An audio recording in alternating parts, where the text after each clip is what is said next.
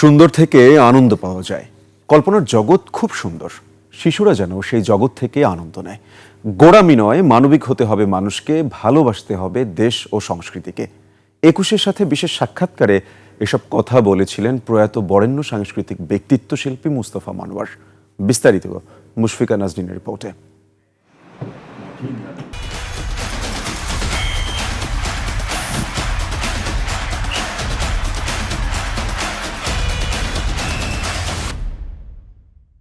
এক বিকেলে কথা হয় শিল্পী মুস্তফা মনোয়ারের সাথে।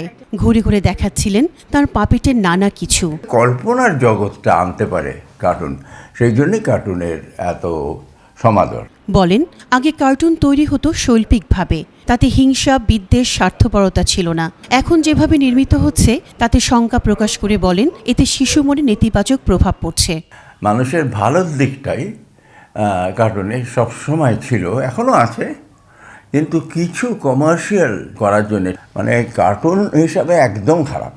গোঁড়া নয়, শিশুদের জন্য মানবিক সমাজ গড়ে তুলতে হবে বলে মন্তব্য করেন তিনি। বলেন, শিশুদের জন্য লিখতে হবে শিশু মন নিয়ে। সরাসরি উপদেশ কেউ পৃথিবীতে গ্রহণ করে না, বাচ্চারা তো নয়। রবীন্দ্রনাথের একটা ছোট কবিতায়, ছোটদের কবিতায় ঠিক উপদেশ দেখেছো না? মা আমায় ছুটি দিতে বল না, সকাল থেকে পড়েছি যে মেলা, এখন শুধু তোমার সাথে করব আমি পড়া খেলা।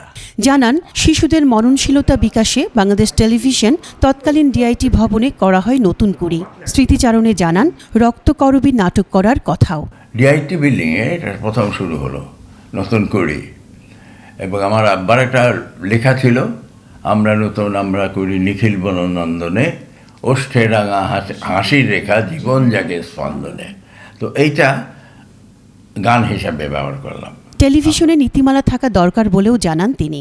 শিশুদের সব সময় একটা গাইডেন্স দরকার, কিন্তু সেই গাইডেন্সটা কিছুতেই জোরপূর্বক নয়, বড় বুদ্ধি করে গাইডেন্স দিতে হয়। পরিবারের আচরণ শিশুর উপর প্রভাব ফেলে। গল্পে গল্পে জানান তার ছোটবেলার কথাও। কি হতে চেয়েছিলেন? কিছুই হতে চাইনি, খালি জানতে চেয়েছি। দেশ নিয়ে ভাবনায় বলেন, দেশ ও সংস্কৃতি মিলেই দেশ, গোঁড়ামি এসে গেলে অধপতন বাধ্য। এই ডিভিশন ক্রিয়েট করতে পারলে মানুষ শাসন করতে পারে। বাইরের ফিলসফি যদি আসে তোমার মধ্যে, গোঁড়ামি যদি এসে যায় তোমার মধ্যে, তাহলে সেই দেশের অধপতন হতে বাধ্য। বাংলা ভাষার মাধুর্য যেন হারিয়ে না যায়, অপসংস্কৃতি যেন জায়গা করে না নেয়, কথায় কথায় তাও বলেন চিত্রকলা, টেলিভিশন ও পাপেট আন্দোলনের অন্যতম প্রতীকী মুস্তফা মনোয়ার।